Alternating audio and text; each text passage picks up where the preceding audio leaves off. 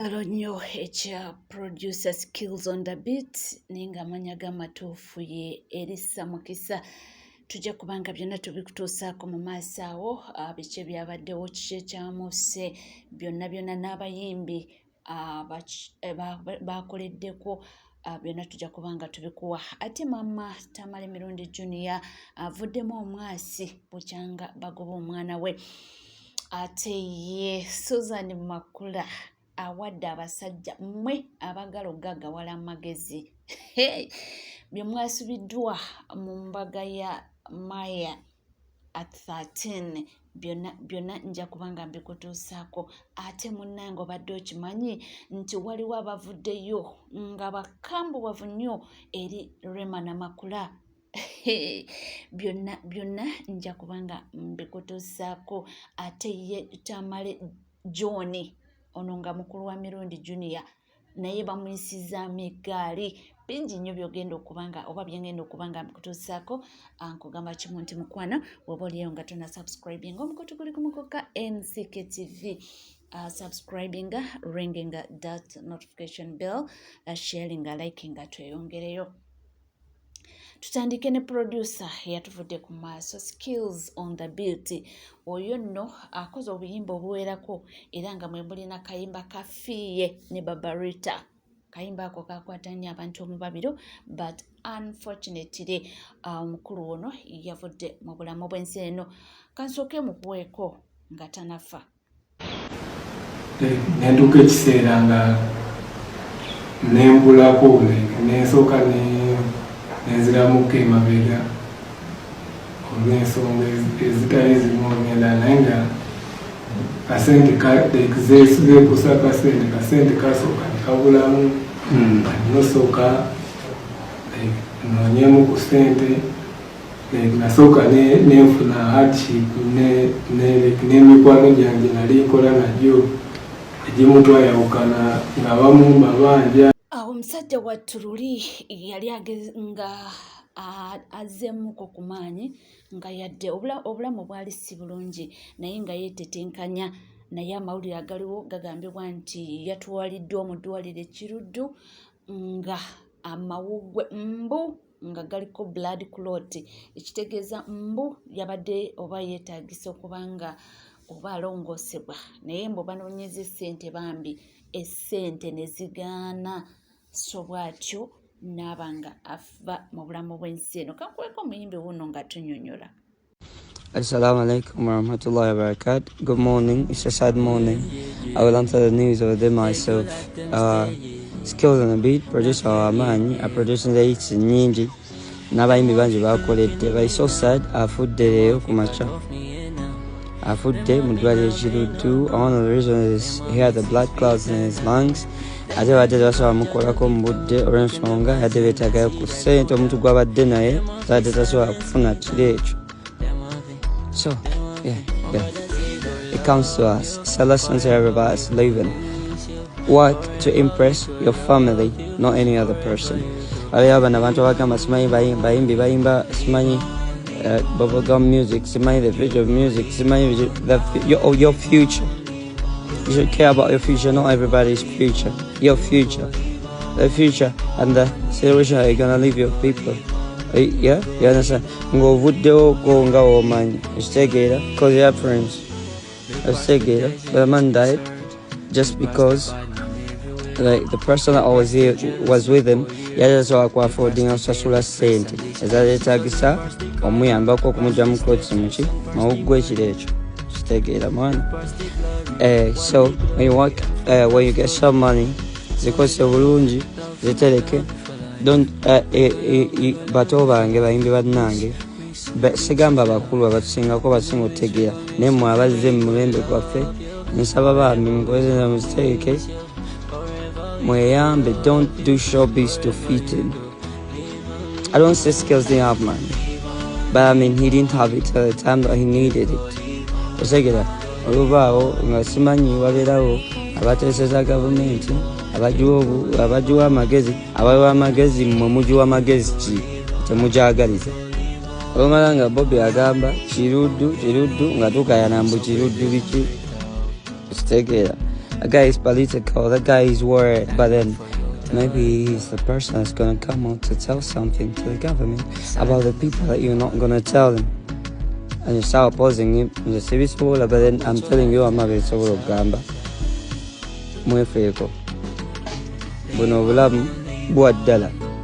When you go to the stage, no matter what music walk, katugeze nchagamba bayimbi bakuba endulu ezizo leero cyane bazikubira omulala bebamu bakwagala nnyo ne bakushawa nnyo leero okitegeera emukivu ne batajja. So this applies to everybody out there. If you know you're leaving and you have a family and you have your people that you have to take care of for bambi beranga wezamu amagezi n'amaanyi okimanyi n'obulamu bwaffe nate bwa mukama buddayo. Kitalo nnyo era kitalo ddala nga tuvuddeko eyo maama wa Mirundi Junior avuddeyo n'ayogera bukyanga munnange obutambi bweyitingana nga batwalaganya mutabani we Entyaji nga maama abaddeko byayogera bibi. Bavubuka bwana gwamu ajja kutandika okulaba ensonga mu butuufu bwazo. Nze mulimu gwange nga maama byenkola era nkyabikola oba bye nakola era nabikola mu budde bwange obutuufu. Naye ate kati mulimu kyangazi omwana takula waawe era bwe wabaawo embeera mukubira essimu ne muyita nga Junior wano wali kakkana oba oyogedde nnyo oba oyogedde bubi Junior kakkana. Era ekyamazima ate adda mpuliriza mu bintu ebisinga lumu n'akyamuka ne tulwanamu naye nga ensonga munnange zikyalanda ate abantu b'enjawulo bavuddeyo ate ne bayisaamu Tamale John ono nga mukulu wa Junior eggaali nti naye babadde bamubalamu ng'omuntu w'amagezi naye mbu yavuddeyo okwogera ate yayogedde ebyensimatu. John ekigambo ekyafuluma mu ssengaawo tewakiwulira naawe olina kimu bakuzaala bw'omu ab'ezzana be weeteekako nabo si be bakuzaala era tosuubira nti bakwagala nnyo yagamba omwana gw'otazaala tabawwo gwe bakuzaala nabo okomerera Junior muvubuka munno Junior ne bw'aba akwogerako abaaba John tolaba kitiibwa kyakuwa yali akwogeddeko ebyo byonna by'oli mu kwogera. Gwe nno weewunza omuntu bw'aba asirise omanya nti mugezi nnyo naye bw'atandika okwogera omanya obusiru bwe obutandikira ne we bukoma. Mweswaza otubuulira eby'emyaka 10 nga bwe yakuba nnyina nga bwe yakuba kitaawo nga Junior bwe yakola atya bitukwatirako wanga kitaawo yafa tabitugambye. Kyova olaba baabagoba mawulire kitammwe n'agamba mubeere eri ayikyuza mmwe tezikola. Nga tuvuddeko eyo munnange katuddeko ewa Maya at 13 kansooke mbaweko kati n'ebyabaddeyo deni kutuwalire ddala ku njogera y'abantu gye boogera naddala abawagizi ba Rema bakambwe muko si basanyufu naye.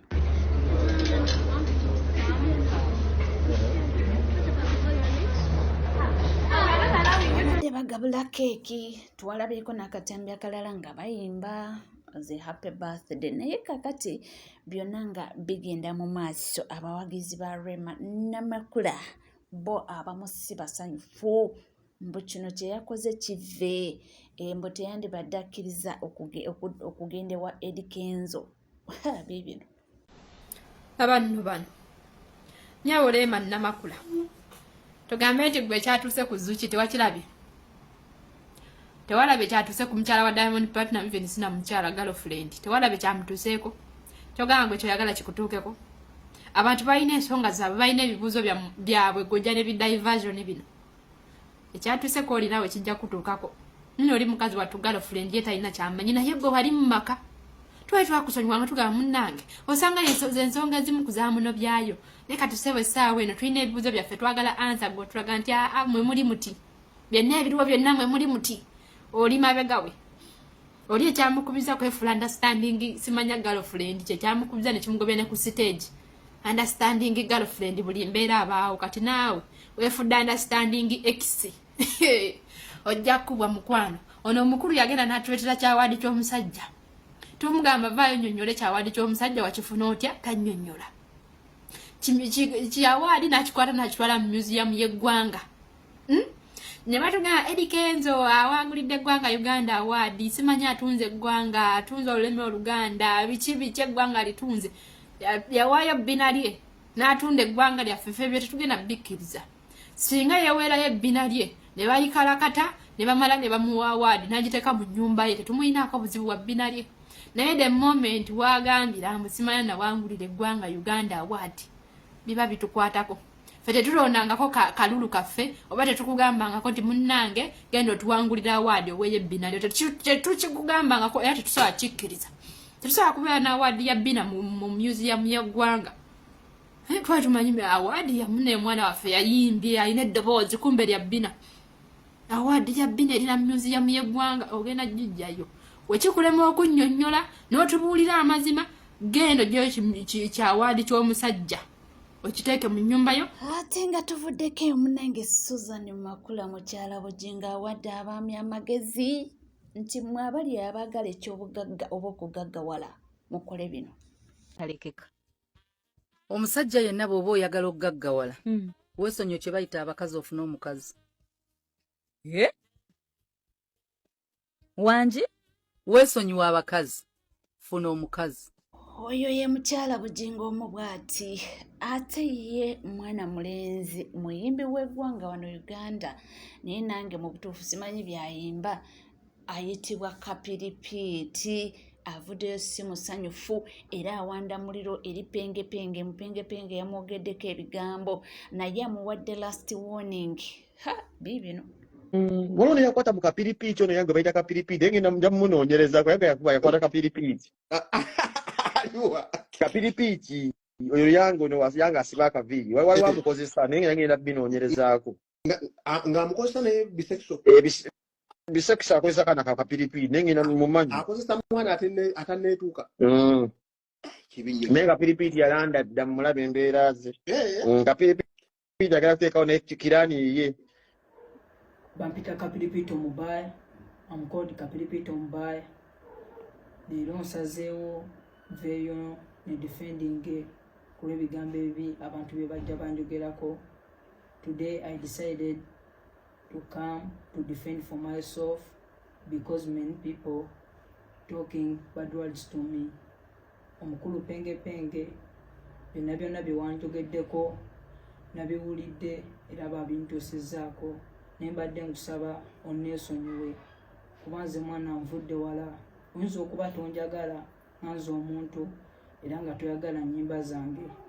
Nembadde nkusaba onneesonyiwe era ekigambo ekyo kye wakozesezza muganda wange kyabadde kibi.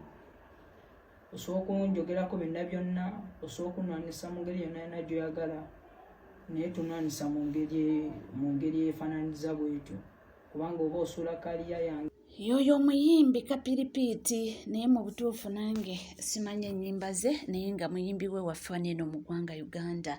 Era omwana oyo atambula n'ababodyguard ab'amaanyi ennyo era wobanga omwetegereza si kumwetegereza nno wobanga oze omufollowinga ayina ababodyguard abanene abakulu abamusinga buli kimu ekifuba naye atuula ne bamwambaza ne bamugyamu engatto ne bamwaza sokisi empya ne bamwambaza engatto buli kimu ku mubiri kwegamba babula musitula busituzo mutuuza mu mmotoka. Ye muyimbi Kapiripiiti ku myaka gye bagamba kola ssente gwe weeyagale. Omwana yatuuka dda gyali alaga ye Kapiripiiti. Ffe tweyongerayo kubanga tulukuwa ate munnange nabaleddeko wano emboozi ku makya nga waliwo omuntu ayogera ku King Saha nti lwaki owalana gavumenti ate nga gavumenti ekoledde buli kimu. N'atuuka n'omulangira nga n'ennyumba mwasula yasale musale. N'atuuka n'omugamba nti abaana bo buli kimu babakolera kikoleze, babanona ne batwala ku ssomero school fees be babasasulira nti bayina ne insurance. Kakati bamwanukudde bibi Basa yajjewo obusungu obuwalana aweerera abaana be. Kale obuwalana gavumenti eno erabirira ye n'abaana be. Obusungu yabugjeewo. Kesoko kimbuulire kale tukkiriza abasirikale wasaabe bakumayo abamaji. mukazi we muwala wa Sale Musale abaana be babatwala ne babaza government yabalabe bayina ne insurance mu government yenembi government yakoze ekisaha ajiwalana kubasinga ogenda mukazi bamumujjako n'abaana ne babatwala oli omusajja mutuufu so kati waliwo abagenda okugamba nti oli mugezi era waliwo abagenda okubeera mu comment section bagambe kano kabagezi bokka naye mwana mpozi yegwe nyugunya nawe oli muyimbi naye nno munange ekyenjawulo togenda kusanga muyimbi we Kenya ng'alowooza ng'omukulu ono tojja kusanga munnakatemba we Kenya ng'alowooza nga bannakatemba bawaffe wano ekibuzo kiri nti lwaki abantu bano balina endowooza efaananako bwetyo Museveni ono yali mugezigezi era buli kyakola kyali mu plan. Museveni okujjawo civic education ne political education mu masomero n'okujjawo ebidaala ebyomanyi nti bidaala bya bufuzi nga bawuliranga mambo bado byonna ebyo n'abigoba kyeyali ajjawo ye awareness public awareness munansi naddala omusasuzi w'omusolo oyawo omusalo aleme kwebuuza nakutegeera gavumenti biki byeyina omukolera. Kale katudde ku nsonga ya Nyugunya Kingi Saha tawala na gavumenti ya Museveni nga bogezaako kiportrayinga. Tusooke twebuuze Kingi Saha ayogera ku ki? Kingi Saha ensonga gy'asinze osimba kesi yali ekkubo ly'ennakawuka ffenna tumanyi bwe lifaanana. Kingi Saha ebintu ebirala byayogerako lyeddagala mu malwaliro. Kingi Saha ekirala kyayogerako bwe buli bw'enguzi. Okujjako ng'oŋŋamba nti Munnayuganda avaayo n'ayogera ku ebyo aba awalana gavumenti. Naye kati omuntu akera ku makya n'ajjukiza gavumenti byeyina okukola era ne yeemulugunya aba agiwalana oba bagijjukiza mulimu gwayo. Oyogedde ku ky'okugamba nti Saha abaana be basoma okiwuliza n'okukuuma akuumibwa. Kiki kyawalana ku gavumenti eno? Singa gavumenti badde yamuggyako omwana n'omukyala awo yandibadde agiwalana. Eyo endowooza ya kito. N'omwana owa P6 togenda musanga ng'alowooza bw'atyo. Kati kiringa ggwe okutugamba nti gwe w'osinzirira ku kyalo olina amaka amalungi weevuga abaana bo basomera mu masomero ga bbeeyi olya bulungi naye ate neighbour munaku ye yaguza lujjo n'abaana be ku ssomero tebagenda kyokka nga neighbour oyo naye asasula omusolo omwana yansobodde omutwala mu ssomero lya gavumenti gwe bw'olwala ogenda Nsambya Mmengo naye ate neighbour ye agenda Kiruddu Mulago. Kati gwe olw'okuba olina ku busobozi n'eddoboozi lyo lisobola okutuuka ewala ono neighbour eriye terisobola kutuuka wala kati gwe osalawo n'obeera comfortable n'ogamba neighbour tankwatako kasita nze ndi bulungi. Kati olwaleero Munnayuganda kye yeetaaga ku Saha oba ne Saha kyamanyi kino nti nina ku ddoboozi ndi muntu wa socialite nina abangoberera. Osanga nze bwe naavayo n'enjogera ku kino ne bwekiti gavumenti ejja kiteekako attention kikolebwe. Munnayuganda okuvaayo n'abanja gavumenti amakubo okiwuliza n'abanja gavumenti oteeka eddagala mu malwaliro naye emulugunya ku bulyake n'obubbi bw'essente y'omuwi w'omusolo tikitegeeza nti muwagizi wa Kyagulanyi era awalana gavumenti eno. Nedda ekyo zo rights zo nga ggwe Munnayuganda okitegeera. Saha tavangayo n'abagamba nti muwagizi wa NUP.